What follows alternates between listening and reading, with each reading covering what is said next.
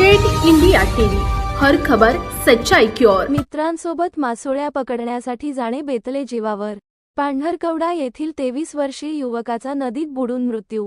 पांढरकवडा शहरातील चंद्रशेखर वॉर्ड येथील युवकाचा मंगळवारी दिनांक 6/8 रोजी दुपारी 3 वाजता दरम्यान येथील स्मशानभूमी मागील पायऱ्याला लागून असलेल्या खुनी नदीत बुडून मृत्यू झाला।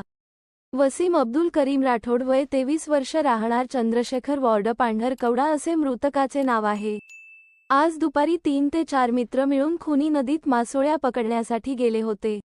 यातील तिघांनी शर्यत लावली की या तीरावरून त्या खडीवर आधी कोण पोहोचते। यातील दोघे जण पोहून त्या खडीवर पोहोचले, परंतु या नदीला प्रचंड पाणी असल्यामुळे पुराच्या मधल्या धारेतून वसीम वाहून गेला। याची माहिती मित्रांनी शहरात येऊन सांगितली असता भोई बांधवांच्या मदतीने त्याला काही अंतरावरून वसीमला पाण्याच्या बाहेर काढण्यात आले असता त्याचा मृत्यू झालेला होता। तो येथील आठवडी बाजार येथील चिकनच्या दुकानात कामाला होता।